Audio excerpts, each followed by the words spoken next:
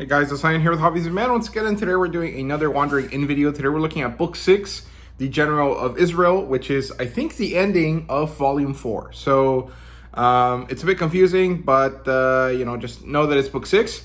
And I've been reading this on the website. So if there's discrepancies between what you've read before and what I'm saying now, it's probably because you're reading the ebook, or because I'm misremembering stuff from the web novel, right? So if there are any such things, please let me know down in the comments. And yeah, so this is written by Pirateaba. It's published on the website by themselves. They self-published this. The demographic for this is adult. I've been fighting it for a while, but I think that, yeah, for sure, this is an adult title at this point. And the genres here are epic fantasy, slice of life, and I guess you can call this a lit RPG type novel, right? It's more of a game lit, right? There is progression elements into it, but they're not the defining quality of the story, right? So I would consider this a game lit, right? A story that has game elements in it, more so than a lit RPG, which is where the story is, like, the driving force of the plot is the game mechanic, right? So, I don't know if that made too much sense, but hopefully it did. So in terms of adaptation, I actually wrote no on this at the time that I wrote this because there had been none. But as of now, the Wandering In has been adapted into a comic book. You can read it on, I think it's wanderingin.comic.com. And I'm sure that they will eventually publish it as an ebook. But for now, it is only available on the website. I'll leave a link to it down below. And this is an exciting bit of news. I was going to make a video about it, and then I ended up having, to do other things. So what I'll do is probably cover the release and the announcement and stuff that kind of happened on my Volume 4 Book Chatter episode, which will be, the next thing that I do after this video in terms of Wandering In content, and hopefully that comes out before the end of the year, and then I'll talk about it with Sam Harrison next time that we get together to talk about the Wandering In, which should be sometime in January or February. So yeah, it's very exciting news that we have a comic book. I've not read it because I didn't really want to spoil the surprise for myself until after I was ready to do so. And so I haven't given it a look, but I saw a little bit of the artwork here and there, and I think it looks good. So very nice stuff there. Ratings wise, it's a 5 out of 5. I think this was really, really great. This is probably, because at this point I've read through the end of Volume 6. This might be the last time I give a book in the Wandering In a 5 out of 5 for a while, because just the way that Volume 6 is feels a bit harder for me to give it a 5 out of 5, but I'm not really sure. So I'm not gonna stick to that, but at least this book is a 5 out of 5. And hopefully when I get around to reviewing the other ones, I can prove myself wrong and give them 5 out of 5s. Premise wise, the Goblin Lord plot, which has been the driving plot line for, basically starting from the second volume, is finally coming to a head or to a close to some extent. And it is basically when we see the first war of the Wandering In. There have been many wars, and there are constantly battles throughout the world. But in this book is when we finally get that epic fantasy vibe where characters that we care about, right, because I don't care about Floss that much, are in war-like settings, right? They are fighting for the survival of a country, or in this case, honestly, a continent, and they have to do this against the Goblin Lord, which is actually just a puppet for Askarash. And very good stuff. I really, really enjoyed this. The thing is that it takes a long time for this to be prepared enough by all of the storytelling to get to this point, right? And so if you're someone that's a bit, impatient, or you want to get to the good stuff real quick, I think that the Wandering In's not for you, right? And so this is kind of one of the possible detractors that I could see. If I wanted to give this a less than a 5 out of 5, I would think that might be one of the issues. The sheer buildup that is required before this. But at the same time, I actually think that's why it's one of the best things about this, right?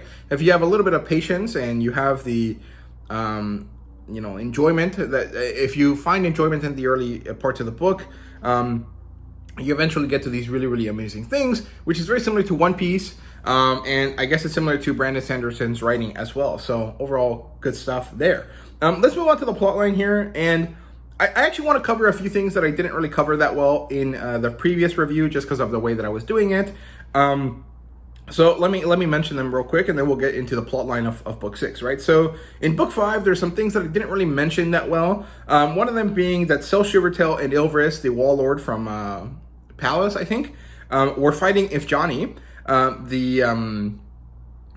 the bone lady that Askerash sent after Ryoka, and their fight is not going well because of the fact that they have if Johnny has a mage to help her, but Zern, XRN, the magical Antinium lady, shows up to help, and the way that she helps is by guiding them without actually intervening. And it's a really interesting concept because it's probably the most political action that we've ever seen the Antinium do. I mean, technically, the free Antinium, the free hive, is constantly doing political moves, right? Because that is their whole point. But we don't really ever get that explained to us in the way that it should be, or in the way that makes it clear that it's political. It mostly just seems like, they're just trying to live their life, and it is what it is. But Zern helping Zell and Ilvris in this way is probably the most political action that we've ever seen an Antinium take, and I thought it was really, really interesting for that sake, right? For that concept. We also learned that Askerash can't handle Fey magic for whatever reason. Something about it doesn't make sense to him, and so he can't grasp it, which is pretty interesting. I guess Ryoka has that same problem, and everyone does, but it's kind of interesting because it's unexpected that Askerash, this great magical being, who's basically immortal and has been alive for a long time, can't understand some basic magic of the world, right? Because Fey magic is, by definition, much more natural than all of the other magics, as far as I understand it, right? And we also get that beautiful sacrifice of Ivaleth and Ryoka, right? And she says, because she is my friend, and then she later says, I will not let my friend I will not let my friend die, and she asked Ryoka to leave. And I didn't pay attention to it at the time, or at least I didn't pay enough attention to it at the time, just because of the way that I was recording, and I was just kind of fed up with it. But I think that this is really impactful stuff. I think the first time I read through it, I did kind of tear up a little bit. And I think the second time that I read through it, I also teared up a bit. But at this point, it's been kind of pretty far removed for me. I mean, I've read all the way to the end of book 8, I guess, book 9, whatever book volume 5 ends on. And so for me, this has been something that happened a long time ago.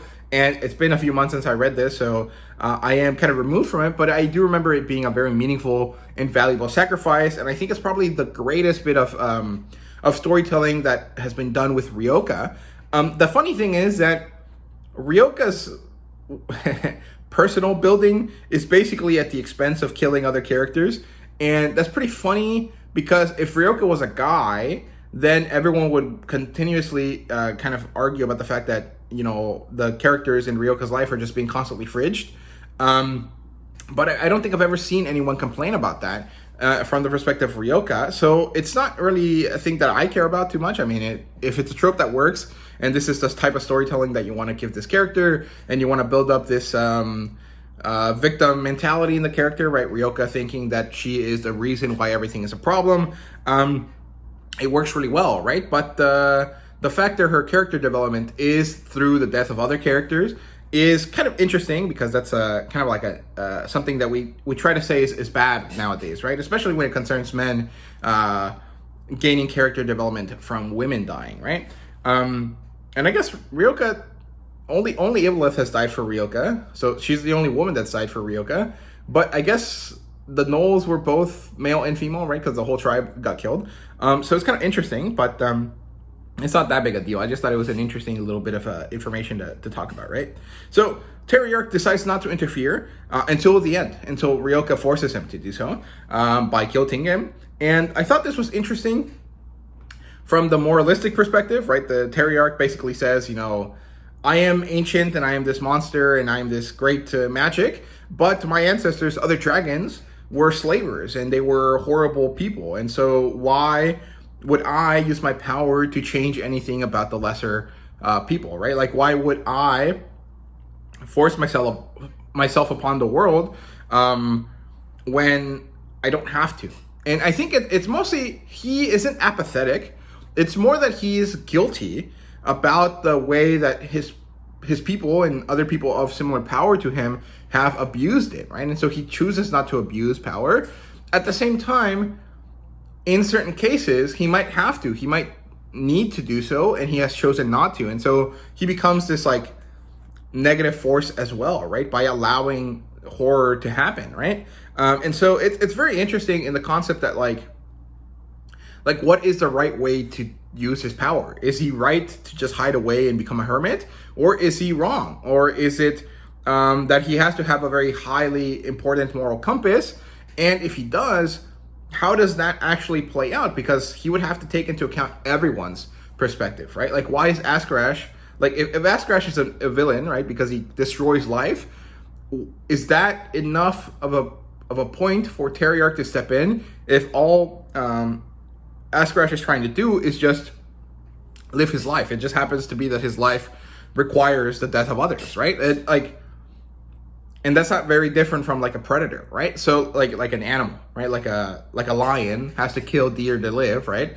But he's not doing anything evil by doing so, right? Like, can Askarash fall under that kind of classification with the right sort of argument for Teriarch, right? And maybe Teriarch just doesn't want to deal with that, and so he's like, okay, I'm just not going to bother to interfere at all, right? It's very interesting. It's a great concept to explore, although it gets kind of difficult and concerning, and there's the problem is that there's pretty simple ways for humans to be like, nah, he should interact, but so we wouldn't really be able to properly understand Teriarch's perspective, right? And maybe pirateaba couldn't even really write it that well either, but there is an example that could be done, and there is a lot of interesting elements that could be told through Teriarch's hermit perspective, right? But I don't know if we'll see them, right? So that's it for book 5 that I had to mention from last time. Let's move on here to book 6. So the plot starts with winter being over and goblins everywhere. That is the word that is on everyone's mind. The Goblin Lord is abound. He's marching north. He passes by the Wandering Inn, actually, and his goblins jeer at the Wandering Inn. They kind of think it's funny that it's out there, and they think of attacking it. And then the Goblin Lord manages to convince him not to, and so they keep moving. And then we see Garen Redfang is at Temporog's mountain, and he's actually pretty angry at his reality, at the situation he finds himself in. He actually doesn't want to be there, but at this point it's too late. He has to avoid the Goblin Lord, and the best way to do that is to put himself under someone slightly more powerful than him, right? Because even though Garen is a stronger fighter than Temporog, broadly speaking, Temporog has a greater power than him because he has a whole mountain keep worth of people, where Garen only has a few hundred people, right, to work with. And so even though he's a stronger fighter, his tribe is weaker just by numbers, right? And so he decides to put himself under Temporog, even though he kind of chafes at it. And we see that Rags is in a forest and she's indecisive. And we get to see that Pyrite, False Gold, the big fat goblin, is just going through his life as Rags' first officer. And he wonders, why is Rags not a hob yet? What has been the issue? Why is she not evolved yet, right? And I guess we have an answer for this later, but it's not clear to me because the idea is basically that a goblin has to be special in some way in order to evolve. And Rags is special, and she's already managed to become a chieftain of a goblin tribe, a big goblin tribe, but she has not grown. And maybe that's because Rags is more intelligent than your average goblin, and so she hasn't really reached her absolute potential yet to evolve to the next phase, right? I'm not really sure if that's the case or not. And I also wonder, I think it's unclear, but can a small normal goblin rise to the level of Goblin Lord without having been a hob? Is Rags going to be the first one to do that? Is that even possible? what is the kind of concept there? Do they have to evolve into hobs before they become Goblin Lords, or can they just skip the step entirely, depending on their abilities, right? It's really interesting, but it's kind of odd, and he continues to wonder about this, and he also wonders about Velen, right? Velen, whatever you want to call him, Velen the Kind. Why was he called that? What was the reason for his name, right? And then we get to see that Rag's officers gather together to discuss the fact that they're kind of unsure about where to go. They discuss her aimlessness, and ultimately they decide it's not bad. It's kind of understandable that they would be undecisive at this point, because they're kind of well off. They're not so bad that they need to continuously move, but they're also not so well that maybe they can stay for a long time. So right now they're just kind of teetering, trying to decide what to do, because it hasn't really been clear what they need to do yet. So they decided it's okay to be indecisive for now, because ultimately Rags is smarter than them and she is chief. So they will just wait until her decision finally takes place, right?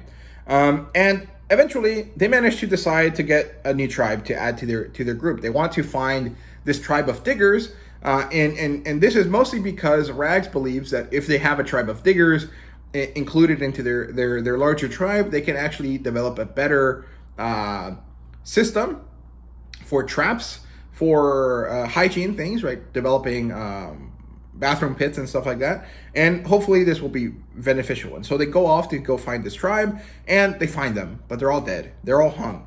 And they find a small goblin child that sort of survived, but only long enough to tell them a little bit about what happened. And he dies in Rag's arms. And this is a really sad, really serious kind of situation, because it shows us that humans are kind of impossibly horrible to goblins. And so goblins are also horrible to humans, but it's, from my perspective, it feels almost unfair, because I continuously ascribe to this idea that goblins are a Stone Age society in a Renaissance level society's kind of backyard, right? And so they only act in the way that they can act because, they only act the way they do because they are just completely lost in terms of technological development. And so they continuously have to find ways to advance, but because they're never allowed the chance to do so, they end up resorting to these monstrous behaviors, right? And we really see that humans are just really shitty, especially the humans on Izril are particularly bad to goblins, right? And so they go to a human village to exact vengeance, but they do something similar by hanging warriors, but they only do it to prove a point. They don't actually kill any women and children. They don't kill people that didn't fight. They only kill the warriors, and then after they've been killed properly, they hang them. And this is mostly just to prove a point.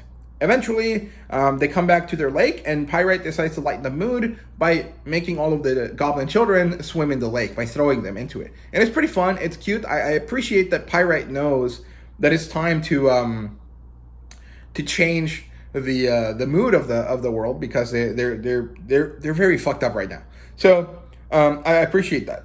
This is when we transition away from the goblin story, and we go to Rear, where we get to see Clown again. And I don't like this character, but this was pretty interesting the one time that I read it.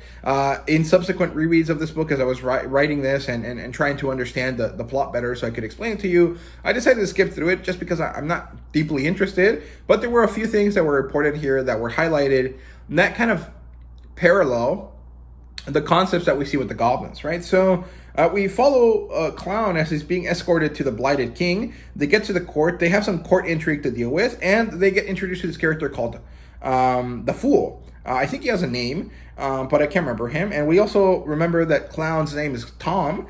And so Tom struggles with himself. He realizes that he's broken, that he has some sort of personality disorder, right? I wouldn't call it bipolarism, because that's not really correct. And I think at this point, the way we understand bipolar disorder is different from the way that you would traditionally think of it. I wouldn't necessarily say he's schizophrenic either. I'm not really sure what the terminology would be, but he has a fractured personality. And so he is good and he's bad at the same time. And he's constantly struggling between the two. He wants to be good, but he constantly wants to be bad as well. So it's very difficult for him. Clown and Fool become friends, and Clown saves the princess from an assassin. And so his social status is raised by this. all of the armies have been taken away from the kingdom because they're going off to fight a goblin horde, or sorry, a demon horde. And it turns out that this was actually a ploy done for the demons to attack the castle and to try to kill the king. And Clown takes over the defense of the kingdom, and the fool turns out to be a traitor. They have this big battle for the safety of the princess, and it comes at a big cost. And they finally learn the truth of the hero summoning ritual, and apparently, in order to summon a single person from Earth, or from wherever it is that they summon them, it costs hundreds of babies per person. Maybe I think actually thousands of babies per person. I can't remember exactly. Basically, the Blighted Kingdom has no children anymore, except for a few of them that had already been born by the time that they did the ritual. And at this point, I'm curious because is the summoning ritual that the Blighted King did the ritual that summoned everyone across the world? Or is it only the ritual that summons the people for this kingdom, right? Like, is it only for the Blighted Kingdom? If that is the case, then it's not that bad because, it means that Ryoka and Eren are not here due to the death of thousands of babies, right? At the same time, it is still a horrifying reality. And because of the way in which the setting is set up, right? The fact that these demons are basically evil incarnate, it's almost justified, right? Like, the problem is that to humans on Earth and to Clown and all the other people like him, all of the isekai people, it seems inconceivable because children are understood to be the most important thing, right? And even back then in medieval times, that was still the case. But there is a need to save the world from demons, right? However, because of the storyline with the Fool, we learned that the demons can also have emotions, so they can also be good and bad and kind of people as well, right? And so, does it justify? Like, does that make it so that the justification the Blighted King had to kill all these children become null, right? Like, does he no longer have a moral leg to stand on? And it's just really interesting stuff. At some point, though, I think that there has to be an objectively evil race. And I think the demons were supposed to be that. But because of the parallelism that Abba decided to write here with the goblins, I guess that maybe that isn't possible anymore, right? Because it would be kind of weird for there to be an objectively evil race when all of the other races that have been seen to be objectively evil are actually not, right? But I guess that gets worked into a different race later on, so it really depends. But overall, I didn't really like this story. I don't like the Clown at all. I'm just not interested in these characters. But I like the political intrigue aspect, and I like the traitor aspect that the Fool had. And I thought it was nice to introduce us to the demon characters a bit better. I thought it was like cool, like world building wise. I just don't care about the characters, and that is kind of a bit of a shame because this was a lot of this book, right? So. At this point we transition over to the main story. We're back on Izril, and we actually get a bit of world building here. We understand that Terandria sucks. Izril sucks too, but it's important. At least it's more important. And everyone is depressed, but they have to keep going. They have to move on with their lives. Bunker has died. Ryoka has left. Death and sadness has followed all of our characters through some time, but it's time for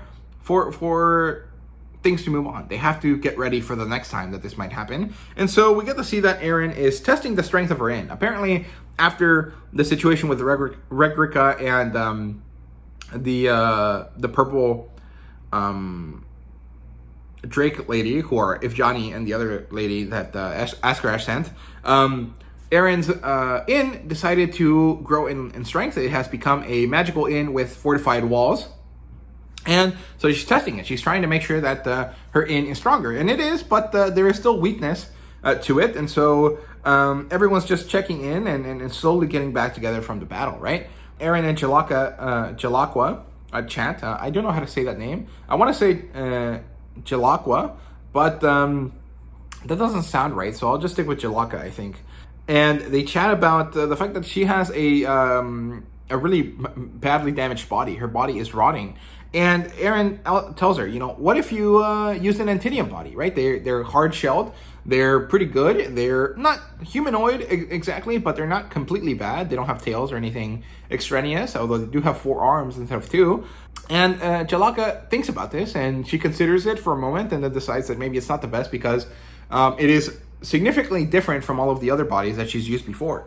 And so she decides that maybe it's not for the best, but it is an option to consider in case things go badly, right? We also see that Zell has to pay for the damages of the inn out of some weird moral code that drakes have, and it's mostly just a guilt thing. He feels guilty, so he decides to pay for the damages to the inn, even though Aaron doesn't want him to, but she manages to find a way to accept his money even though she doesn't want to, mostly just to alleviate Cell's guilt, I guess. And we transition away from Aaron and company here to follow the Red Fang warriors, the ones from the Flower of Esselthem. And I love these characters. I think they're so fun, especially going on from this book. Like later on, they become really, really great characters, especially in books 6 and 7, or sorry, 7 and 8, into 9, I guess, as well. And it's nice to see them again. I really enjoyed them with the Wendigo girl from Flowers of Esselthem. And it turns out that they're just kind of hiding from the Goblin Lord. They managed to hide away enough that the Goblin Lord couldn't sense them as he moved north. And they are saved by the Eater Goats, who are kind of crazy monsters that the Goblin Lord didn't know how to deal with. And so they managed to escape by following them. And they are now hobgoblins. They have managed to evolve. I think in this case, it's more of a trauma response. Like Pirate explains to us that it's a response to greater feats, right? That they have become special in some way, and so they grow. And in this case, they have become special, but it's been through trauma, through loss, through understanding this Wendigo girl, right? And so it's really interesting how this works. And because they become hobs, and because of the way that they're specialized in different things, they develop beyond that later, and it's really, really cool. And because they have just transitioned to being hobgoblins, they're really hungry all the time, and so they head south, away from the Goblin Lord, to chase after the Eater Goats so they can eat them. And at the same time, we see this little gnoll farming village where Erin is, and she's chatting with a gnoll farmer. I can't remember his name, and she needs milk. Mirsha will like the goat milk, apparently, and she's chatting to this gnoll farmer, and we get introduced to the fact that there's some meat-eating cows, similar to, there's meat-eating cows similar to the Eater Goats, but that they're kind of more properly bred, they're not wild, and that he's excited to find a person to sell him one. And so they keep talking, and they're just kind of having fun, when we get to see that bird up in his tower sees the hobgoblin showing up. And initially he's like, I can't shoot them because they're goblins. But then, because he's, an Intinium and they're kind of very literal, he decides that because they're hobgoblins, he can't shoot them because the marker, the sign only says goblins. It doesn't specify hobgoblins. Although he's being obtuse at that point, because I'm pretty sure he understands that Aaron meant all goblin kind, but he just wanted to shoot them, so he did. So he lets the goats pass because he doesn't register them as threats, because he doesn't know that they're, carnivores. He sees the hobgoblins and he decides to shoot them. And he's an awesome sniper, and they have an awesome sniper battle between him and Bad Arrow. But the goblins win because they're, a force, and they have been fighting together for some time, and because they're a team. Whereas, Bird is by himself.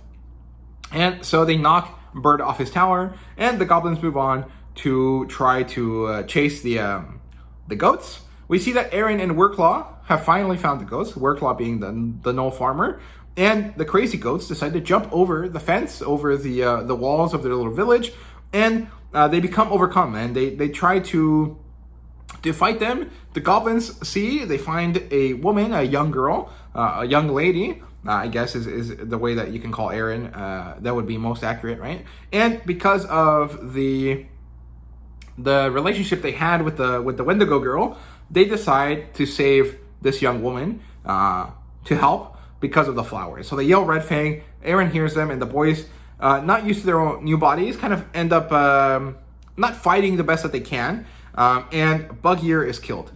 And he bought them time, though, and so they manage to survive. Aaron rushes out to get them to follow her, as Bird, Leon, Drazi, and Mirsha throw potions at the goats. And eventually they manage to get safe, and the issue continues because now there's 5 hobgoblins around her, and they want to leave, but now they've shown that they're a threat because they can kill the eater goats, and Aaron has to de-escalate the issue and figure out what the hell's going to happen now. And so Aaron thanks the hobs. She offers them sanctuary for a bit, and they're initially shy and scared, but they push through. And Aaron gets some food, and they chow down. They get to eat and eat and eat because they've not had good, real food in a while. And Aaron helps them satiate their hobgoblin appetite for the first time. As they're eating, the Half-Seekers show up, and, well, there's a fight that ensues because the Half-Seekers hate Garen Redfang because he was part of their team, and then he killed half of them. And so they're immediately going to kill the Red Fang warriors when Aaron manages to stop them, and it's chaos because of course it is. It's pretty funny. I actually enjoy these moments a lot. Even Sivara, the leader of the watch back at in Liskor, comes by to yell at Aaron because she has decided to keep these guys here, and Aaron decides to offer the goblins political asylum, basically. And Zell, Shivertail, makes it happen, even though he doesn't like to live there. Let me rephrase that. Zell really enjoys living at the Wandering Inn. But if Aaron is going to safeguard these goblins, he cannot, in good conscience, stay there.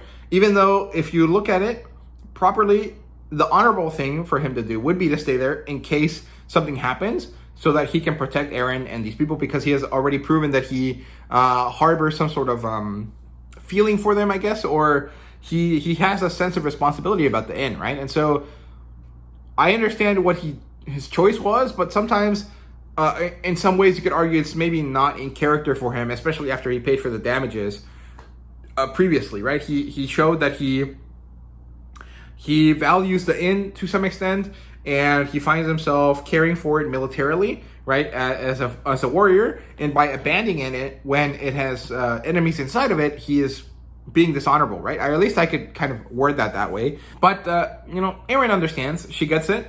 But she is a bit sad about it, right?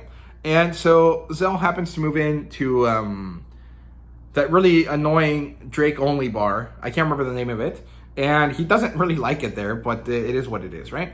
The Goblin lads introduce themselves. They get interrogated by the Half-Seekers, and eventually Aaron manages to convince the Half-Seekers to let them stay. Basically by talking about the fact that the Goblins are people. They're sad.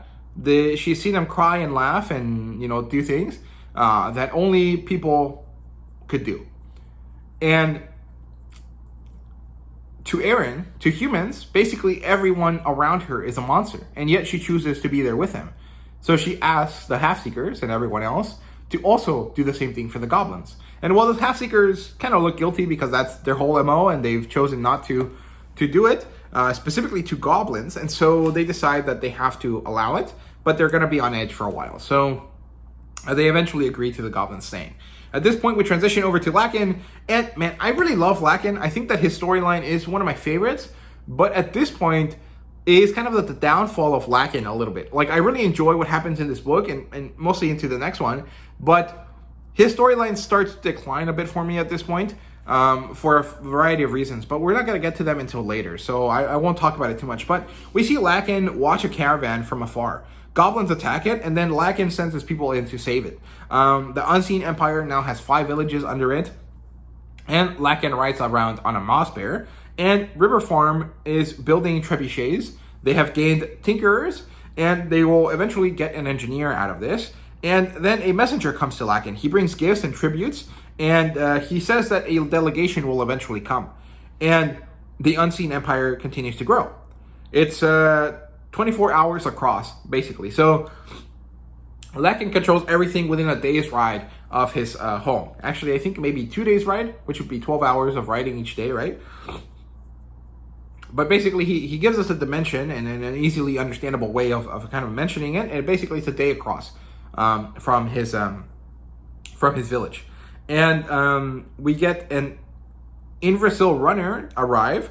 He also brings gifts and letters from nobles. And at this point, we get introduced to Lady Ray through her actions. She sends goods for the next generation. She sends baby powder and formula, or like the medieval equivalent of it, and gifts for child rearing and childbearing. And Lakin really appreciates this. He thinks that this is the best noble so far, and he gives her a special message and a special thanks. And the runner clearly takes note of this, right? He later senses an army attacking her region, and an army of goblins attacking her house, actually. And he summons all of the levies that he can manage to get to go and save her. And Lady Ray's mansion is getting destroyed. It's really bad. Eventually, as she's about to kill herself, the Unseen Empire arrives. The Unseen Army arrives. They're 400 strong, which is not really much. It's a coalition of villages. And they save Lady Ray, and the Empire is official now. They have officially done an act that is imperial, right? Because basically before, it was just kind of like a gathering of villages. At this point, Lakin has shown political power, military power, and has shown that his country is united, right? And so he is now an official emperor. He has been an official emperor for a while, but politically, I think that at this point, he has proven to be an actual force to be reckoned with, right? Okay, so at this point, we come back to the main story. We get to see that Olosem is being courted by Izril. Ilvris. I can't remember why. I think he's just kind of interested in other people that are, warriors. And he's trying to get Olosem to move back to palace with him for whatever reason. Mostly because, for whatever reason, Olosem has managed to grow pretty high in terms of levels, even though he lives in a place that is like less well known for its fighting abilities, right? The Liskorian army is basically just mercenaries, and Olosem is the strategist of the city because there's no one else that can take his position, right? But even though that is the case, even though he's just been forced there by circumstance, he has managed to almost get to level 30 and still be pretty young. And so I think that's why he's being courted, but I can't remember. He manages to escape in some way, and he goes to Krisha to ask her about these not gnolls that we saw the Vole Dre, find in the previous book. And at this point, we get to have Krisha explain them to us. They're called the Rashkar, and they basically are werewolf versions of gnolls, right? So back in the ancient times, the gnolls were slaves to the dragons, right? They moved underground to escape them, and while they were there was a schism in the tribes. Half of them gave up their levels and gained supernatural strength because of it, and the other half chose to not do that, and so there was animosity between the two versions of the gnolls. The Rashkar are the ones that gave up their levels in order to become beasts, and so they're stronger, larger, faster, more powerful, but they're predators. They are not thinking beings, except for when the moon is high in the sky, except for when the full moon happens, something happens, and they gain more power. And this is basically all that Krisha tells us. I guess at this point we have finally met an objectively evil race, but that's also unclear, right? Like, we don't really know. I mean, maybe there is a reason for it. I mean, you could argue that the sacrifice they made is justified, or was justified at the time. But there was a battle between them and the gnolls, and so which one's right, which one's wrong? I think the gnolls are technically right, and Krisha talks about the fact that they had thought that they had killed all of the Rashkar, but now that they have found more, it's important to let all of the other tribes know. And we get a little bit more development here of the story between the Drakes and the gnolls, and Olosem gains himself a few points by saying that back in the day, when the Great War was happening between their tribes, or between their people, the gnolls were probably winning. So he goes to the Adventurers Guild to get some info that he needs that relates to this stuff, and he finds himself next to Pisces at this point, and he asks the guild for the records of the Skinner attack. He's back with Pisces again. They have a bit of an antagonistic conversation here. He gets a message from Nir's Astragoron at this point. He's very excited about it. and he gets an eyesight enhancing ring. The boys get angry at each other again because Pisces believes that it's Aaron's reward, not Alasim's, and they have a bit of a verbal spar at this point. They're running around the city, and Pisces eventually gets angry and shows him his bone horror called the Scythe Crawler. And even though Alasim is, disgusted by it, he finds that Pisces is a powerful, meaningful person, and he shares that with him, and they eventually become friendly over this.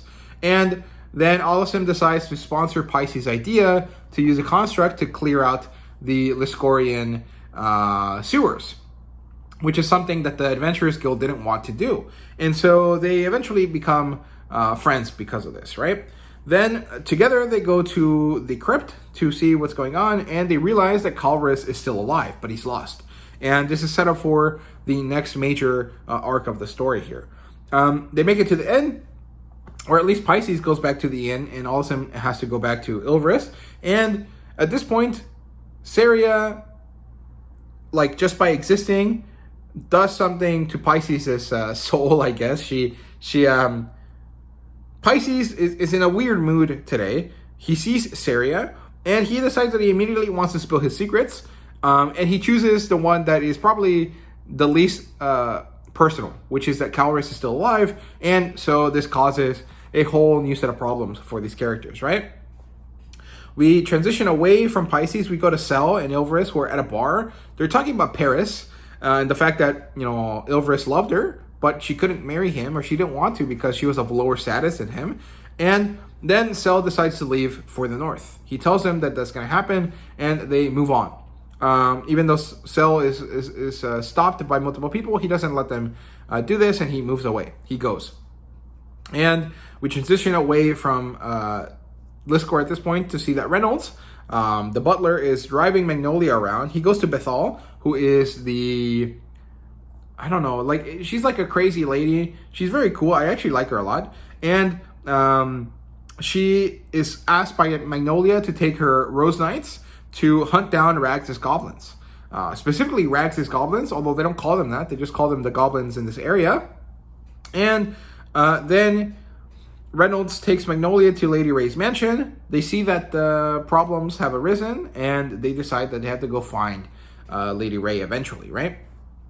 And actually, I guess she does talk to her at this point, and she gets information out of her before Lady Ray goes to join Lakin in his home, right? So not too much stuff that's all that important happens here, but Magnolia tells Reynolds to go get a general that's coming up to Selim.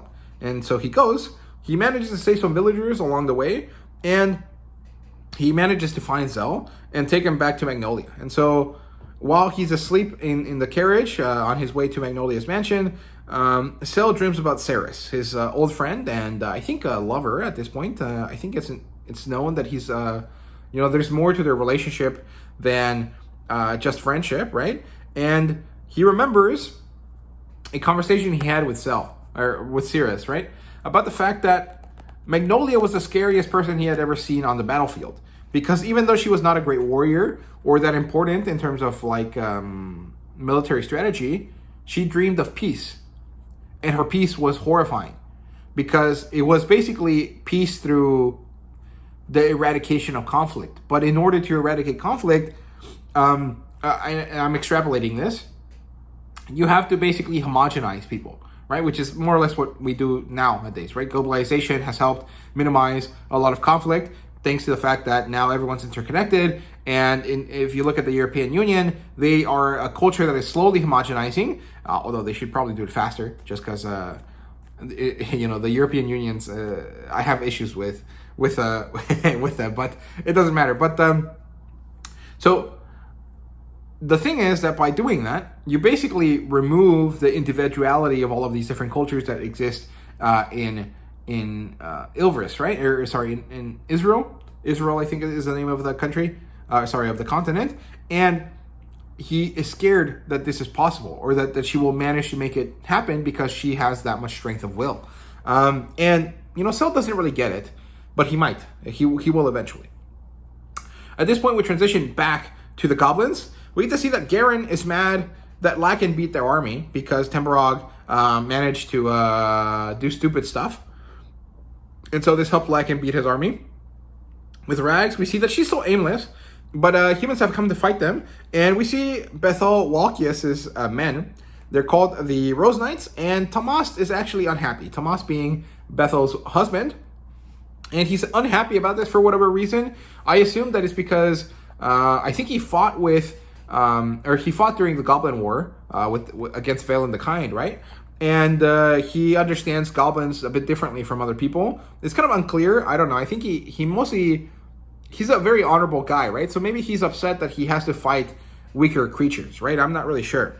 And the Rose Knights are basically unstoppable great warriors, right? They attack the goblins, and they are too powerful for the goblins. But with Rags, they manage to try to attack the lady, and this is the first time that we see non-combat abilities used in combat. She uses Tranquil Skies, I think, and she manages to stop all of the arrows from hitting her. It's very cool. It's very interesting. I think I've seen, maybe it was in the Wheel of Time TV show, which is broadly speaking pretty bad. I don't like it. And season 3 is going to come out later in the year. But I think it was there where there was arrows falling, and then they managed to use magic to stop them, and then they fell to the ground harmlessly, right? I think Bethel does something similar here. And it's pretty cool. But the characters retreat into the river, the goblins retreat into the river. Pyrite manages to overpower one of the knights, a young female knight, and he almost chokes her to death by drowning her in the river. And this is when Greybeard decides to show himself. He's actually Greydath, one of the great sword masters that used to fight with Valen the Kind. And the battle shifts. He strikes at Tomas. They retreat, and Greybeard is revealed to be Greydath, not just an old goblin, but a goblin lord. But he has no pull. He's not special. He doesn't rise to the occasion, I guess, or maybe he has cut himself off in some way from the rest of his people. And he says that Rags is not worthy, that she is not enough, that she is not special enough. She cannot be king, and he can't be king either, and so that's why he waits to find the right person. Rags gains a lot of resolve from this, and she decides to prepare the field of battle in order to make it better for her. And basically, they decide to use Ewok techniques at this point to try to take down the knights, right? They topple trees, they build a bunch of little fortifications, and they set a bunch of traps. And so the next day, when Bethel shows up again, they beat 2 of her knights. And at this point, Bethel is like, well, that's too many losses. We're going to leave. And it's partially because she cares a lot about her knights. It's partially because she doesn't want to lose, and it's partially because she grows bored. She gets annoyed at the way that the fight is going, that it's not quick and easy, and she has very many smooth swings, and so she just decides to leave. And we come back to the main story at this point. We get to see that Aaron and Lionette are talking about her as a funny way to transition into the main plot line again. We see that Pawn and his soldiers are saving their brothers. They're becoming heroes for the Antinium, and Yellow Splatters, the Antinium sergeant, is developing opinions. And this isn't particularly bad, but the thing is that as he develops opinions, he's also dealing with a lot of PTSD type kind of situations, and it's really messing him up, right? The colored Antinium are amazing. They're super awesome, and Yellow Splatters actually gets upset about the fact that his men aren't always fighting, because he thinks that if they're always fighting, they'll always be able to save, other Antinium. And anytime that they're not fighting is a waste, and it's not useful. And so he becomes too focused, too unyielding, and this is bad. At this point, we get introduced to Twin Stripes, and then we get introduced to Purple Smile, who is going to be another sergeant for the colored Antinium. And this makes Yellow Splatters really, really angry. He's like, dude, what the fuck? This guy is not good. This is not a good person. Just because Yellow Splatters is like the classic grouchy old guy, and Purple Smile is like the younger, like, cool guy, right? Like, I'm trying to think of a good example of this kind of trope. It's like Men in Black. Yellow Splatters is the old guy in the movie, and Purple Smile is like the young Will Smith in the movie, right? He's kind of they have that kind of buddy cop vibe to them, and he's a cocky kind of fun guy, and so this doesn't work for Yellow Splatters at all. They go to the inn, and at this point, Yellow Splatters disrespects Aaron by not eating her food and then actually purposefully throwing it out. And this makes Aaron slightly upset, and all of the soldiers have to repeat the actions because they have a very hierarchical society, right? So they see that Yellow Splatters has done this, and they have to follow. And the only one that doesn't is actually Purple Smile, because he also is at the same level as Yellow Splatters. And then he later disrespects Pawn. He shuns him, and so Pawn is also shunned by all of the soldiers. And it's very concerning. Like, the way that he falls into this darkness is very hard to watch. And it's also because he can't talk. There is no way for him to express himself. And this causes a lot of issues for him. And I think that there has to be a way for them to change, right? Maybe there's some sort of sign language they could create, or maybe the rite of anastasis eventually can be used to create new bodies for the soldiers that can let them speak. I'm not really sure. I mean, I think that'd be kind of hard, but the colored actinium at least need it, right? Like, they need to be able to communicate more effectively. Or maybe some telepathy or something needs to be built into their bodies or something. I'm not really sure, but it's pretty sad. Very good storytelling, though. The goblins decide to eat all of the food that the Antinium wasted, and the girls chat. They're kind of talking about the goblins. Basically, the goblins are scary because they don't talk, right? Because they're always silent. Numtong decides to explain something to them at this point. He's like, we don't speak because we don't need to, right? And Erin wants to connect with the goblins, but she doesn't have a good way of doing so. She doesn't understand what it is that she needs to do to get them to open up to her. And Mirsha hates them because goblins killed her tribe. And this sets up a very meaningful, very important moment for Mirsha and Erin later down the line, right? So we finish up with this part of the story. We transition over to the Hive again. We get to see that Twin Stripes becomes an aberration because he's being pushed too hard by Yellow Splatters. And this is the first moment in which Yellow Splatters realizes that he's doing wrong, right? That he's not actually helping by being this focused. And they launch this offensive attack against the monsters of the dungeon. The workers are building constantly while doing this, and Yellow Splatters is really mad at Purple Smile because he uses tactics that he doesn't like. And he realizes that he likes Anand when he leads because he leads the ways Purple Smile leads, but he doesn't like when Purple Smile does it, basically just due to personal biases, right? And the Antinium individuals discuss the battle afterwards, and they wonder why chess levels you up when it's not actually related to real life battling. They question if the class system is messed up, right? If there's an error, right? We transition back to the inn. We see that Erin is caught in a trap that Mirsha laid for the goblins outside of the door to the basement, and she gets a bunch of splinters and pieces of broken glass inside her foot. Mirsha is healing her, Lionette is healing her, and she takes Mirsha up to the room to give her a talking to, but it doesn't really work. She kind of messes up what she's telling Mirsha, and it doesn't actually help Mirsha realize her problems, right? Erin got her hands on a guitar somehow. The Antinium come back, and there's tension at the inn. Mirsha breaks it by biting Head Scratcher, and by almost killing him by stabbing him with a wand. And at this point, Yellow Splatters gets mad, and he starts beating the shit out of Purple Smile in the inn. And as the inn is distracted by everything, Mirsha tries to kill Bad Arrow, like I said, and she gets spanked immediately. She goes upstairs. Yellow Splatters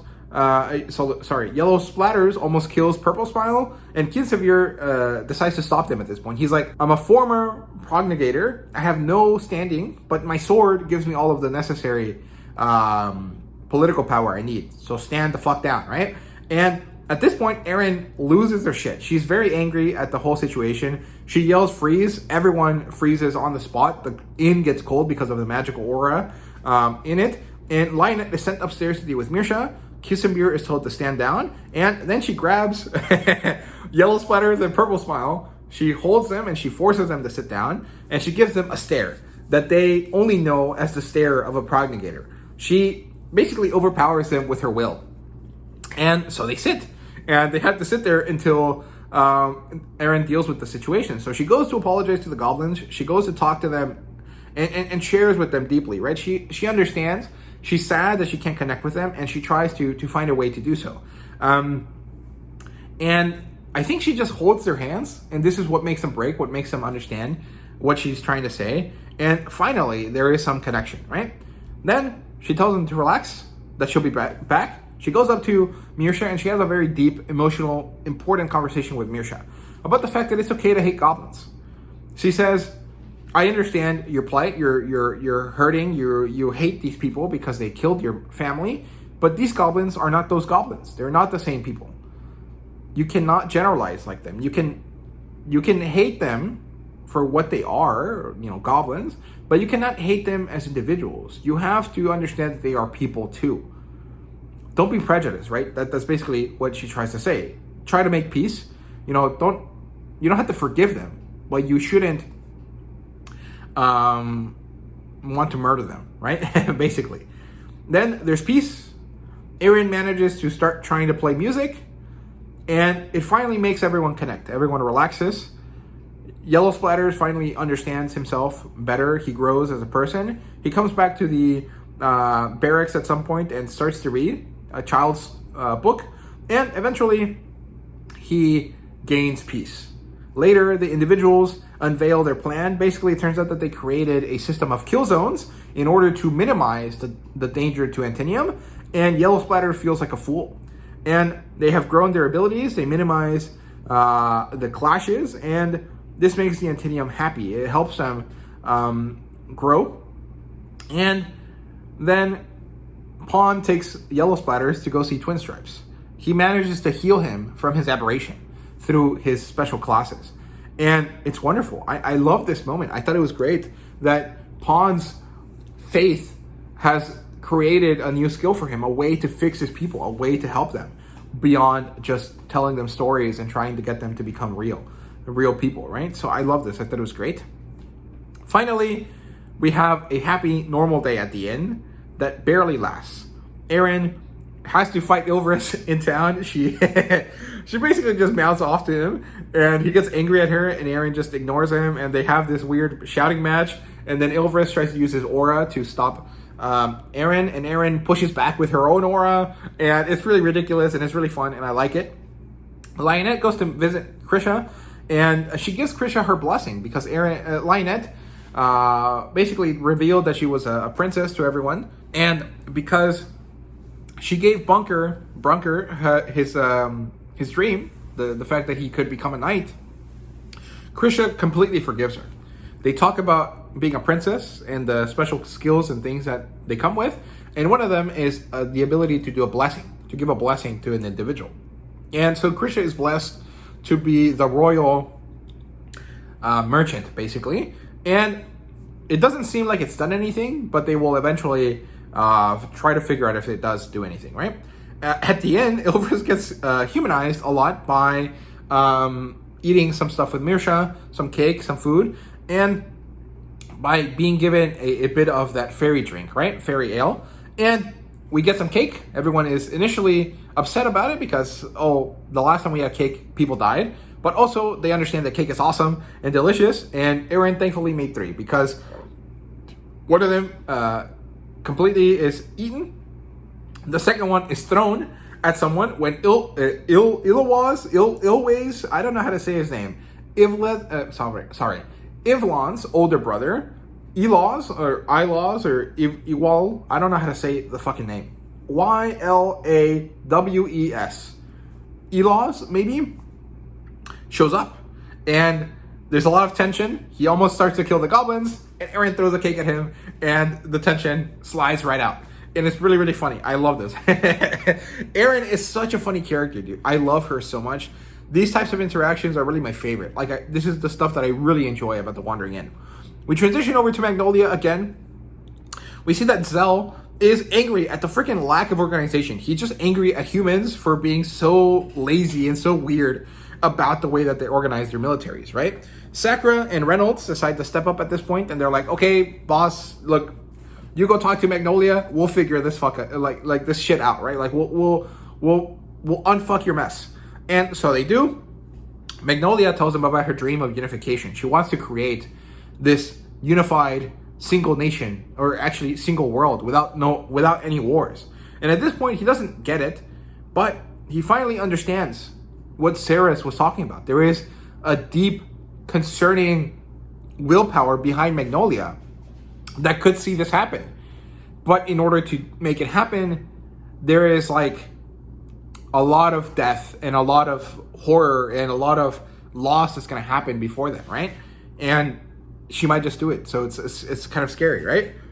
And so because he doesn't like it and she can't convince him to treat her well, she decides to give him some old Drake treasures, mostly a special red breastplate that has flames coming out of it. And she shows him that she has 2 war golems. And so this should help the tide of battle change when it's necessary, right? We come back to the main story with Elos covered in cake. The sign, Eren talks about the sign, no killing goblins, man, come on. And they stave off Elos wanting to kill the goblins. We get introduced to Faline and Dawul, who are a half-elf and a dwarf, respectively. And so Elos' team basically looks like your standard D&D team, right? They're called the Silver Swords, and Eren is comically racist. That's the easiest way I can phrase this, by talking in Elvish to Faline and then trying to talk about blacksmithing with Dawul, right? And it's pretty fun. I really enjoy these moments because Eren is like ridiculous and it's just great. And they have a lot of fun at the end that day. And she finally asks Dawul about her coin. Apparently it's mithril. I don't know if that's allowed to be used, right? Isn't that like a token-only word? I'm not really sure. And Elos wants to take Ivlan away. He wants to take her home because the Byron family has decided to support Veltras instead of Magnolia, which is bad because they've always been supporters of Magnolia since they're like distantly related, right? And Ilvris gets some good faith flower visions, and this helps him deal with his grief, right? We transition away to the Goblin Lord at this point. We get to see that Ostia Blackwing is going through the camp, and the Goblin Lord is too good at reading people. He understands people to a degree that's kind of concerning, right? And he learns too much from watching. We see that they're going to arrive at Ilversil soon, the adventurer city. There's too many phrases and names in this story that sound similar, and it's a bit annoying when you're kind of talking about all of it like this, but thankfully it's not too bad, right? Grey Death shows up at this point to test the Goblin Lord, and he thinks it's fine, but he also doesn't really like the Goblin Lord, and so he decides to leave, right? He's concerned that there's a coward, which is Temporog, a child, which is Rags. I can't remember what he calls Garen, but basically he's like a loser. And then there's a slave, which is the Goblin Lord. And he's concerned that they all exist, but none of them will be king. And so he leaves. Then the Goblin Lord goes to fight some humans, and they start to use special skills to try to lower the resolve of the goblins. And the Goblin Lord doesn't allow that. He starts to yell Goblin, and they start using this as a war chant, and then they win the exchange. And the Goblin Lord wants a home for the goblins. That is his dream. He wants to create a city of goblins, a goblin town, a goblin country, I guess. And he thinks that the best way to do that is by getting rid of Temporog and taking over his place, right? At this point, we transition back to Magnolia's place. We get introduced to a guy called Vaunt, I think, who is a lieutenant from the region that makes a lot of good cheese. And he sees all of the soldiers gathering, and eventually Magnolia and Zell arrive. Zell introduces himself, and he makes a good speech to rally the forces, right? He talks about Izril, the continent, being the Dragon Land. He talks about it being unconquerable, and the fact that they will save it. And so the humans are now very happy and ready to battle.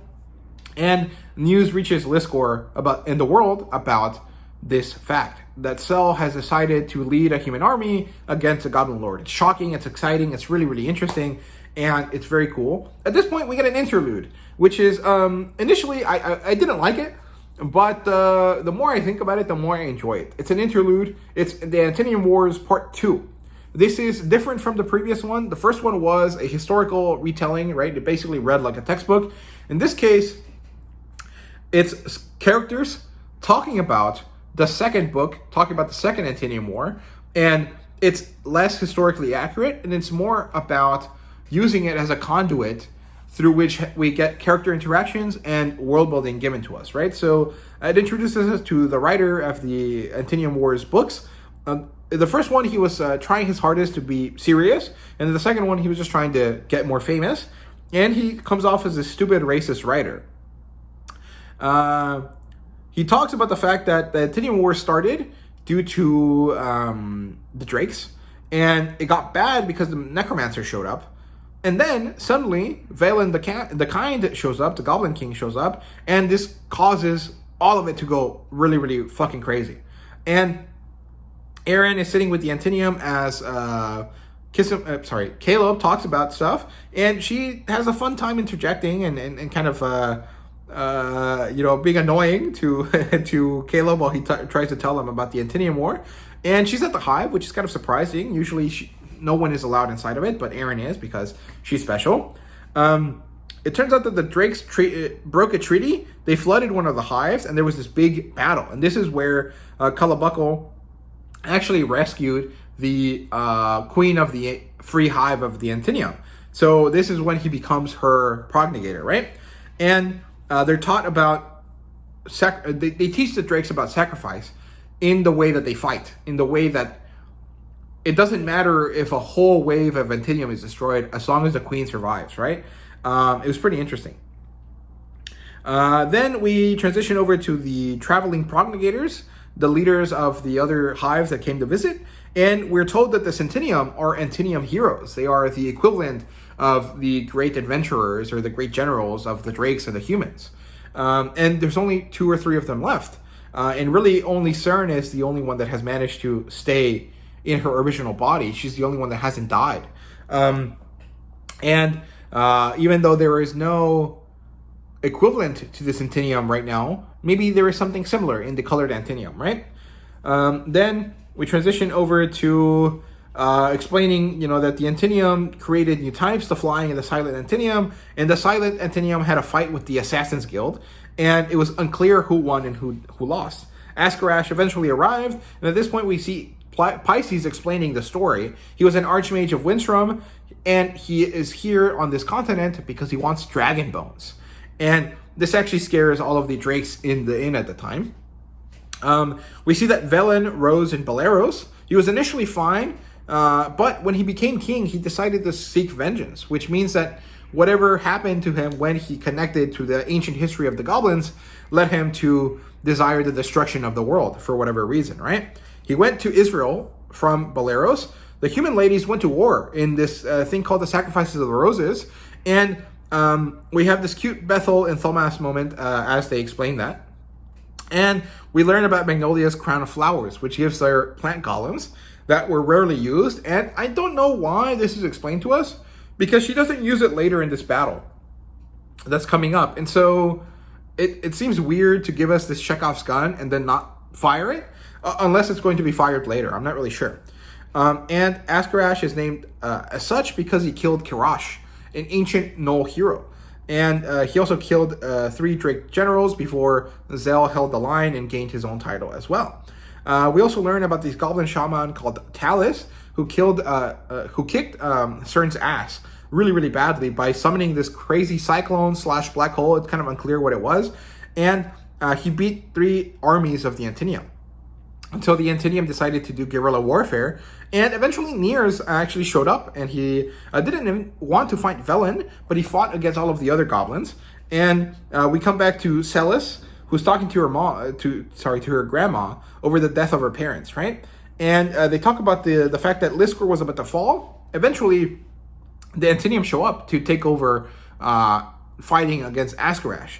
And Cell and Calabuckle have a fight. And eventually, they manage to reach some sort of agreement, and the Free Hive is given leave to live here in Liskor. And the Goblin Lords fell. Velen was charged alone to try to save his people, and he allowed himself to be killed, and no one knows why. And this is the end of the interlude. Okay, and this is when the battle finally starts. So it's army versus army. The golems will be held in reserve. with Magnolia. She will decide when to release him based on Cell's signal. And Cell has been given the Heart Flame armor, or the Heart Flame breastplate. And the goblins decide to open with a chant, with the goblin chant, to try to break the human spirits.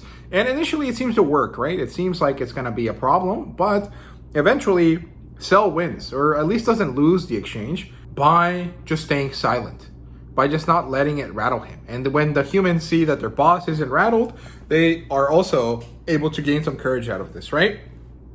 And then there's a charge, there's volleys of arrows, and suddenly the Hobbs appear. And at this point, when the Hobbs have shown up, Zell activates all of his skills. He starts with Stonewall and makes it so that as long as everyone stays in line, they are super duper strong.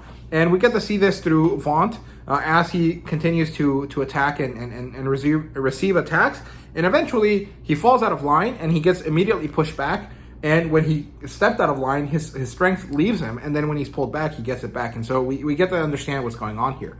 The Goblin charge fails.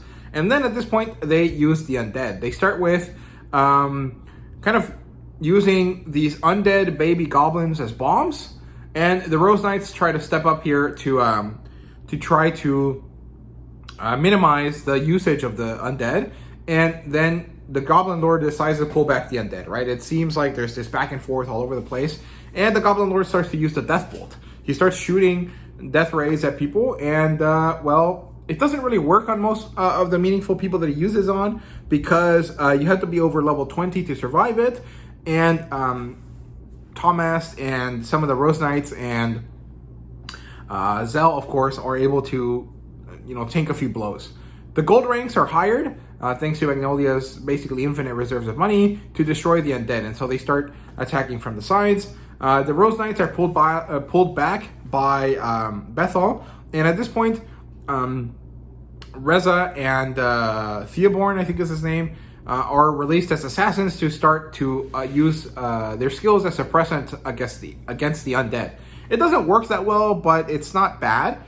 Then the tide shifts again, and the Goblin commanders charge. Zell managed to break their charge, but the humans are buckling under the strength of the goblins, right? Because the thing is, the Goblin army basically has a more meaningful reason to fight, which is that they're looking for a home. They have their king, which basically gives them, or their lord, which basically gives them all the courage they need, and they have the undead, so whenever they get tired, they can switch out, right? Which the humans cannot do. The human cavalry is starting to be overrun. Then Reynolds asks Magnolia to let him use the carriage to try to help them out. He does, and they manage to get the cavalry out of the pinch, but he gets shot by the Goblin Lord by the Death Bolt, right? And as he's about to succumb to his injuries, Magnolia releases the golems, and so the Goblin Lord doesn't get to take the carriage. And Cell manages to get the carriage and Reynolds back to Magnolia, and he decides to employ a new strategy. He asks the ladies to use their skills, and so they do. They start using the tranquil skies and peaceful kind of skies skills that they have, and they start using their like attention grabbing abilities to make the goblins mess up, which is very similar to what we see Lakin doing pretty often, right? So it seems like Lakin isn't the only one that learned how to use these skills. The ladies have been doing it before, and they have done it multiple times, and so they managed to use them to great effect. And Zell decides to go after the Goblin Lord. He requests Reynolds to drive him up over the goblins in the carriage because it can fly, and he then airdrops on top of him. The Goblin Lord initially hides. Zell decides to fight the commanders, and he starts to murder a lot of them. And then Magnolia uses her abilities to tell Zell where the Goblin Lord is, and Zell decides to drop in on him, and he starts to kill his spider. He uses anti-magic slash, and he cuts him open. And as he's about to deal the final blow, Askarash shows up, or at least steps in from afar. He creates this bone cocoon that hides Zell within it, and Venitra and Ifjani and Bay and and Karash all appear. And then it's basically Cell versus Askarash's children. And this is a really cool moment here where we see that Cell is sure that he can beat these characters, but he needs to know more information about them, so he goes Askarash into explaining more information about them. Basically, it's all of these characters are made in order to kill Cell for whatever reason. You know, they have abilities to counter his, or they're creatures that he can't defend against, or whatever the case may be, right? So they're all made to kill him. Specifically is made to wound him because he's kind of like a walking plague or something like that, right? And he's a slime, so Cell can't kill him to a certain extent, right? And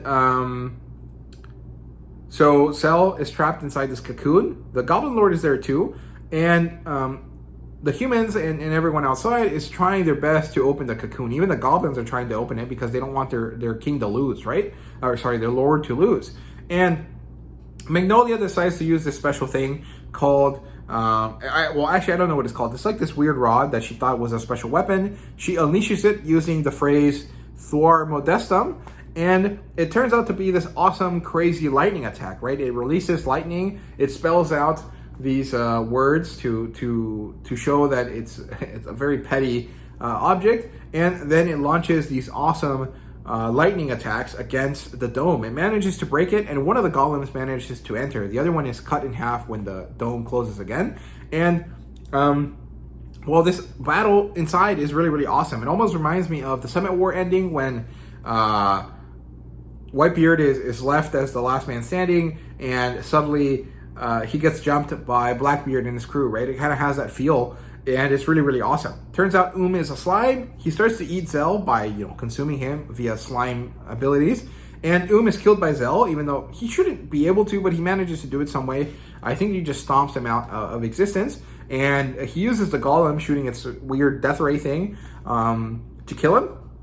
Bay is a plague, and she's also killed in some way, but I can't remember how. The thing is that she manages to basically inflict the most damage on Cell by creating a specific, sickness that only affects him at the moment. The Goblin Lord sneak attacks, and he uses Death Blast, and it seems like Cell dies at this point. But it was a ruse. He's not dead. He sneaks attacks and slashes Asgarash. Then he escapes, and Cell and the Goblin Lord have a moment there. He gives the Goblin Lord a name because this is the last thing that he can do as he dies. He calls him Raze, which is the name of the child that he would have liked to have had with Ceres. And Cell Shivertail dies. Raze at this point withdraws, and the news spread. And there is this kind of ominous moment here at the end where we learn that the Antinium will rise, whatever that means, right? And so the story ends at this point, and the Goblin Lord, his forces are broken. He basically is left to be himself. Asgarash no longer gives a shit about him because he's a failure, and the death of Cell has spread across the world, and the story ends at this point, or at least for now. And we have an extra chapter here called the Depthless Doctor, which is not really canon, or at least it's canon, but it's not really relevant to the story. It's just a side story.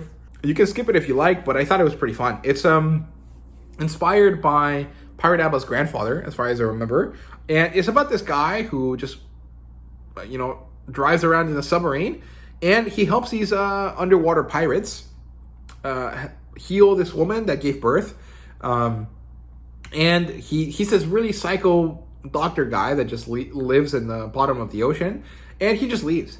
And it's really weird and really funny, but I really enjoyed it. I had a lot of fun with it. I think it was a nice way to kind of give us a bit of a palate cleanser before the end of the story, or after the end of the story, because this was pretty heavy stuff at the end there. I could have spent more time with the fight, but I think that a lot of these battles are kind of hard to explain in detail in a way that's interesting and enjoyable, so I just decided not to. And then we have a glossary. At least there's a page in the website that is called Glossary that you can read before the start of next volume. So I recommend you guys give it a look if you want. I think it should be after 450, right? I think it's where it would be. It should be 4.50. So give it a go. It should give you some good information if you're kind of someone that's lost or needs a bit of a refresher on the series, right? So this is the end of the plot line at this point.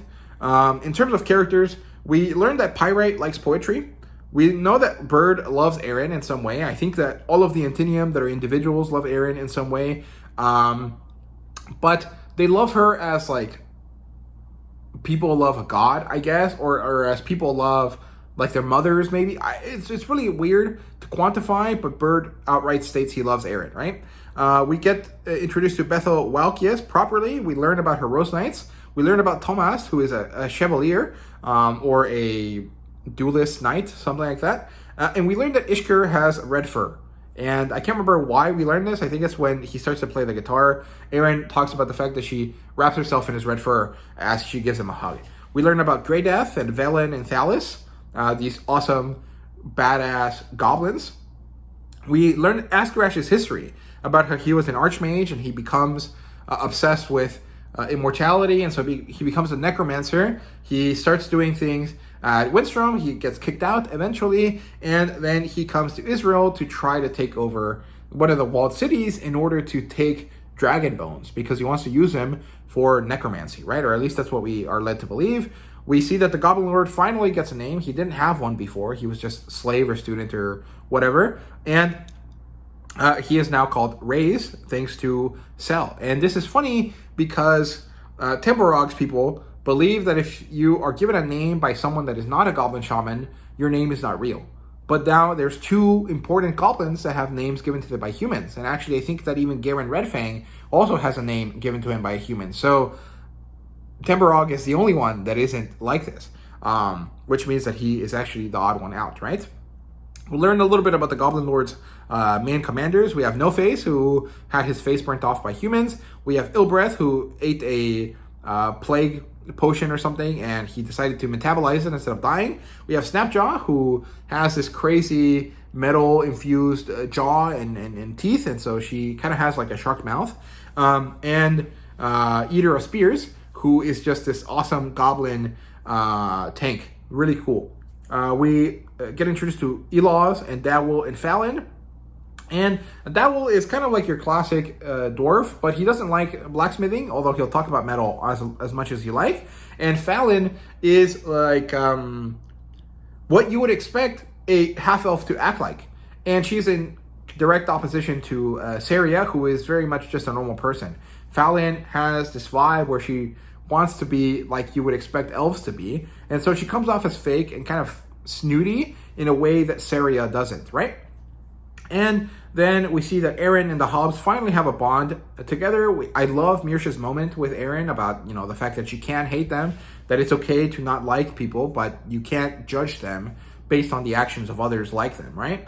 And we get Olisem and Pisces becoming friends, which I think is good. I really enjoy that. We learn that Calrus is alive, and we see some growth from Ilvris here, where he finally gets over some of the grief that he has, and he starts to come back to himself and start, not being a drunk and stuff. So, yeah, and of course, the most important parts here are the Reinhardt lore. We get to see Magnolia go to her family's mansion and get some, stuff out of it, and we learn about her family and stuff, and her grandfather, which is just this weird, like, Jedi holocron thing that she talks about, and we learn that Sel has died. And I think the way he died was awesome. It's very similar to Whitebeard in One Piece, and I love that. I think that is one of the coolest ways to die, right? This mythical, awesome figure that dies while standing up, that is unconquered even in death, right? Very cool stuff. I love this. I really, really enjoyed it. In terms of world building, we learn about the Second Antinium War, which is equivalent to World War II for this country, basically, or for this continent. We learn about Askarash and Valen, and we learn about the Goblin Lords, which I basically mentioned earlier. We learned that the Drakes attacked first. They broke the treaty between the Antinium and them, and this is what eventually leads to the Second Antinium War and to the Antinium Free Hive making itself a home in Liskor after they saved them from Askarash. And this was a purely political kind of idea that eventually leads to success, and with the introduction of Aaron might actually lead to a very meaningful evolution in the way of the world, right? This is very interesting because Liskor, even though it's not the most important place, and even though it's lesser than some of the walled cities or maybe in Inversil, somehow Liskor is becoming this really interesting metropolitan place where creatures and people that would never interact with each other are ending up interacting with each other. And it's all mostly thanks to Aaron, which is really funny. Or at least Aaron is making it more important or more valuable as time goes on, after, you know, the setup was created previously to her arriving, right? We learned that sylphids eat useless organs when they take over bodies, because they might as well, they get rotted otherwise, so they might as well eat them. We learned about the Rashgars, who are basically, you can either call them Bigfoot gnolls or wild men gnolls or some sort of de-evolved kind of human equivalent, right? Like, if it'd be like if a human suddenly decided that they weren't gonna be intelligent anymore, and somehow they ended up regressing to like Neanderthals. You know, Neanderthals are actually technically as intelligent or maybe more intelligent than humans, according to the latest studies. But you know, within the within the consensus of like, you know, pop culture, they come off as less intelligent, right? Cavemen. They're basically cave gnolls, right? But I would consider them more like werewolves or something like that, right? They are a messed up version of gnolls, right? And we learned that goblins must become overwhelming. They must have so much power to them that they cannot be anything but lords in order to become them. And again, I wonder if it's possible for a small goblin or normal goblin to get to that lord status without having become a hob yet. It might be possible, although I'm sure that there's insane circumstances that need to be met in order for that to happen, right? They have to be better than themselves. They have to be better than the tribe. They have to be better than their race. They have to be overwhelmingly meaningful and special, right? And we also learned that the goblins see each other across space, thanks to their leaders, right? All of these leaders shine like lights in the darkness, like fire, like campfires. And goblins are attracted to these lights in the darkness, and they goblin lords and goblin chiefs and stuff can sense each other across time and space by thinking about these special things. They have to kind of enter a weird altered state of consciousness to see it. And we also learned that individuals can hide themselves from the other goblins by shielding their own light, right? By removing it in some way. We also learned about scorchlings, who are supposed to be half drakes, but they're actually drakes that have been born with a special like skin deficiency due to the fact that their magic power is so great that it actually burns their skin for whatever reason, right? It's kind of odd, but I like it. I thought it was pretty interesting. We learned that Saria is put off by Faline by her faker mentality, because Faline comes from a different group of half-elves that decide that they want to act the same way they expected, or they are expected to act by humans, right? They act in this ancient, kind of very formal way that's kind of actually very snooty and uncomfortable and whatever. We learned about different special metals that exist, right? We learned that mithril and adamantium and orichalcum exist. And we learned about this technique of commander stacking, which is when you put more leaders per subordinate in your army in order to develop this ability to stack skills of your commanders, right? And the Liscorian army is actually very well known for this, where they have like, you know, a platoon of 15 men, and they have like 4 commanders for them. And so they, like, that's a random set of numbers, right? But what I'm saying is like a commander or a leadership position can use its skills across a certain amount of people, right? Depending on their levels, right?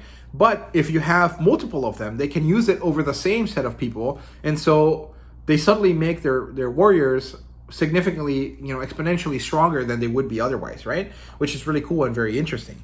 And you basically get a buff from having so many leaders with army-wide skills, right? We learned that Liscor is 400 miles away from Inversil, and Palace is a little bit less than that, so it's about 350 miles. So Liscor is basically in the middle of Israel, and we can say that the continent is about, you know, if it's 300 miles down to Palace, and probably another 200 miles down to the coast. That's 500 miles on one side, and you can say the same about the other way. So it's about 1,000 miles across, right? Sorry, I wanted to say 10,000. I don't know why. Which I guess is a pretty big continent. I'm not really sure, actually. Maybe I'm wrong, right? Because I'm making a lot of assumptions here. But we learned that Israel is pretty well located, which is pretty cool. And we get a huge lore dump via the Antinium Wars interlude. I basically covered most of it, so I'm not going to talk about it too much here again. And in terms of Rag's faction, we learned that her tribe has grown, but it's still split by different groupings, right? In terms of artwork and fan service, there's no art, which is a bit disappointing. I would like to see some at some point here soon. However, there is some implied naughtiness, some naughty bits here and there between Bethel and Thamast, although we don't get to see them. And it's not that important, but there is kind of implied sexuality in this book, even though it's not very meaningful, right? So if you're someone that doesn't like that, you can probably skip those bits of conversation when they talk about it. So ratings-wise, this is a 5 out of 5 for me. It was immensely enjoyable. I thought the war fighting and the war chapters specifically were really, really awesome. The battle felt very similar to the Summit War saga for me, right? So in One Piece, there is a situation where a bunch of pirates have to fight the Marines at a very special location. And so the way that the battle happens feels very similar to the way the battle happens here, where you have back and forth, which is pretty common for all battles. But specifically, I feel like pirateaba probably is a fan of One Piece and probably has some sort of reverence for that arc, at least based on the way that this played out. Like the whole time I was thinking, oh, this is like the Summit War saga, right? Or the War of the Best, or whatever you want to call it, right? It's really, really awesome. I really enjoyed it. I thought it was phenomenal. It didn't hurt that Ryoka wasn't in the book at all, which is kind of weird. I mean, at this point, I'm a big fan of her character, but sometimes she is kind of cringy and annoying. So it was kind of interesting to have her disappear from the book and it not be affected negatively, right? I thought that there might be a bit of a loss felt by readers with Ryoka not being in this book at all. But we know that she'll eventually come back. It's just a matter of when, right? However, time is wonky as fuck in this series, right? Bunker's death hurt, but it hurt all of the characters very deeply. But basically, only one day passed before they decided to move on, which is understandable because, from my perspective, it feels like a bunch of time has passed. But when you sit down and think about how long has passed for the characters, it's actually not enough for them to go through these difficulties and these realizations and go through their grief, right? So it's a bit weird because the characters feel like they bounce back a bit too fast. And you can argue that it's probably because they're more used to death in the in-world than we are here in the States, or in real life, but I'm not sure that that's correct, right? This gets a bit exacerbated in my case because Lakin's timekeeping is very direct and it kind of correlates very well with the other characters, and so we know that not a lot of time has passed between Bunker's death and the characters moving on, right? So it is what it is. And I still love the Antinium stuff the best. I really love all of their development. I think all of the characters are great, right? I love Caleb and Kissenver and Pawn and Bird. I actually really enjoy Yellow Splatters a lot because his perspective is so interesting compared to all of the other characters. And I love all of the stupid, silly Eren moments, right? Like when she fights with Izril, or Ilvris, sorry, when she throws a cake at Ilos. Like all of these are really fun moments, and I have a lot of fun with them. And I also love all of the times that she tries to be a very great human being and tries to find a way to connect with the goblins. I think it's all very, very wonderful stuff. So yeah, those are my thoughts on The Wandering End, Book 6, The General of Israel. This was a great book.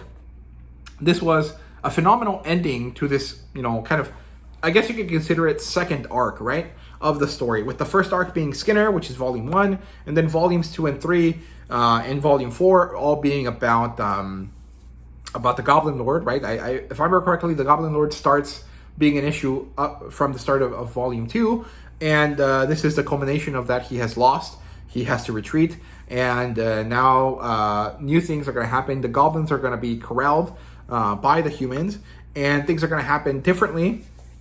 And the bigger issue now is something else, right? The rash car, actually. So I think that this was a really great way to finish off the storyline. Of course, the storyline continues in a different way, but if this was an anime or a manga, this would be like the Goblin Lord arc, right? Or the Goblin War arc, right?